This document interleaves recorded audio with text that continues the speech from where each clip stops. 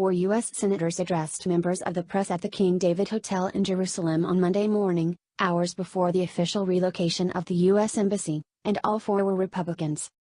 Senators Ted Cruz, RTX, Dean Heller, RNV, Lindsey Graham, RSC, and Mike Lee, RUT, made the trip, along with 10 Republican U.S. representatives, but not one Democrat joined the U.S. delegation for the embassy event. Only former Senator Joe Lieberman, ICT, who was the Democratic nominee for vice president in 2000 before being rejected by his party in 2006 for his support of the Iraq War, came to Jerusalem to join in the festivities.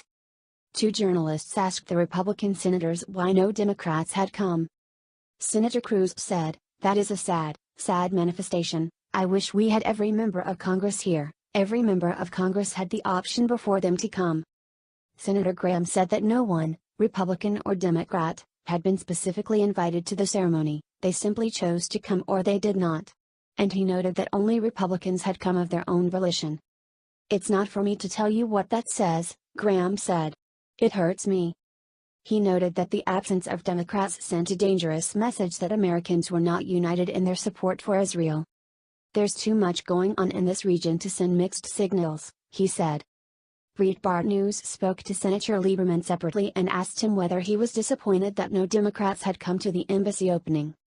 "I'm not disappointed, but I'm surprised, because support for it has been broadly bipartisan." He recalled, "I was part of the group that worked to pass the Jerusalem Embassy Act in 1995.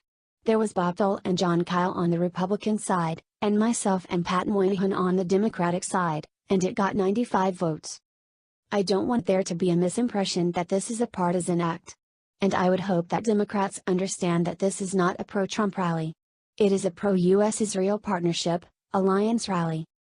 Sen. Graham observed that the partisan divide over Israel seemed to have grown deeper since President Barack Obama signed the Iran deal, over the objections of Republicans and the Israeli government.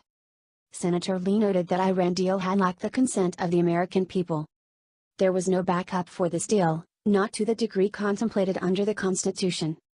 Shame on them for not submitting it to the Senate. We had no business entering into an agreement like that, with that many ramifications, without the Senate backing it up." Lee praised President Trump's courage in deciding to move the embassy, as did Senator Heller. "Except for President Trump, and his promises made and promises kept during the last campaign, we wouldn't be here today," Heller said. Graham agreed, calling the president's decision to move the embassy a strong, bold move, not just by the president but by the American people. "Trump has a new way about him," Graham added. "He's not stuck into the swamp, for lack of a better word. If you have a problem with Jerusalem being the capital of Israel, I tell people in South Carolina somewhat jokingly, take it up with God," he said. "Look at this as the cavalry coming in a symbolic and substantive way." Cruz added, "By moving the embassy, American simultaneously makes clear that we are willing to stand with our friends, and stand up to our enemies." He added that Israel is more than ready for peace. The impediment to peace is Palestinian leadership that refuses to recognize Israel's right to exist as a Jewish state, and continues to embrace and celebrate terrorism.